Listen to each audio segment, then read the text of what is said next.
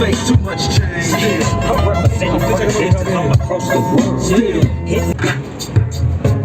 go, go, go, go, go, go, go, shawty. It's your birthday.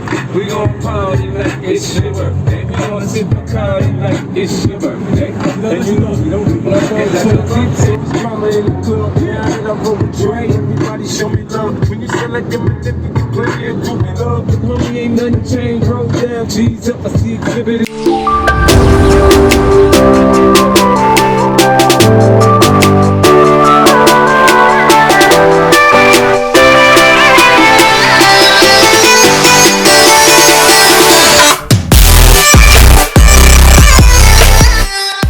Against terrorism and insurgency, we must remember that while human rights are a noble aspiration, they may not always align seamlessly with the harsh realities of battles.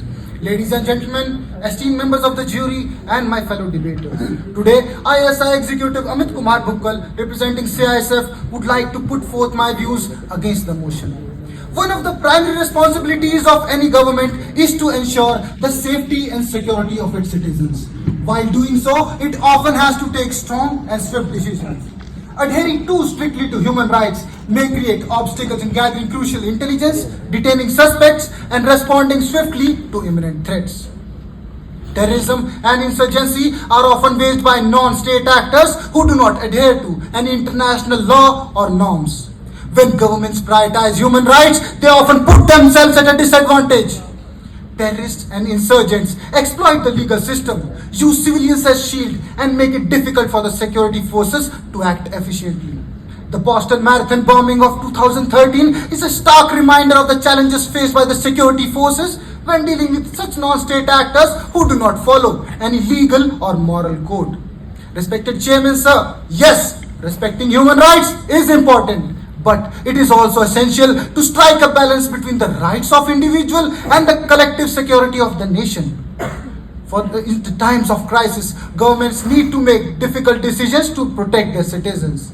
For instance, during the aftermath of September 11 attacks in the United States, the government implemented the Patriot Act, which allowed for increased surveillance and detainment of suspected terrorists.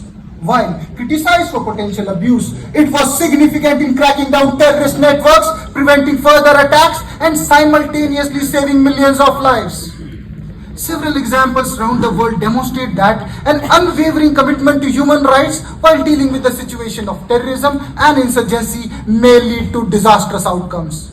One such example is of Sri Lanka, where the government's adherence to human rights while dealing with the conflict of Liberation Tiger of Tamil Eelam led to delay in the resolution of conflict, leading to further suffering of the human population. Respected Chairman, sir, to truly understand the complexities of adhering to human rights, one needs to understand the ground realities and the practical challenges faced by the security forces. One such prominent example is the 2008 Mumbai terror attacks orchestrated by the militant organization Lashkar-e-Taiba. This horrifying event showcased the whole world the true complexities of adhering to human rights. India, being committed to human rights, captured the perpetrators and subjected them to due process of law. While the commitment is noble, the long legal proceedings hindered the swift delivery of justice for the victims, which came too little and too late. While my worthy opponents may argue that protection of human rights should be uncompromising in the face of terrorism and insurgency, and they might also assert that any deviation from this principle might endanger the very foundation of a just society. But how can you ignore the fact that ruthless terrorists operate outside the boundaries of conventional morality and act with the intent to inflict mass casualties and destruction? Adherence to human rights in such cases can be a hindrance to national security. While protection of human rights is undoubtedly important and a moral imperative, it is not always practical or effective in the face of combating terrorism and insurgency. In this complex battle against asymmetrical threats, pragmatism and flexibility, I repeat, pragmatism and flexibility are key. And one-size-fits-all approach to human rights may not always be suitable. And I think in your hearts, you all may agree with that. To encapsulate my position, I turn to the words of Franklin D. Roosevelt. The only thing we have to fear, The only thing we have to fear is fear itself. We must not allow the fear of compromising of human rights to paralyze our ability to effectively deal with the grave threats of terrorism and insurgency. Instead, let us strive to find an equilibrium where human rights are respected but not at the cost of innocent lives of our civilians. Respected Chairman Sir, it is in this practical approach that we can protect both the principles we hold dear and the lives of those we are sworn to safeguard. Thank you. Jai Hind.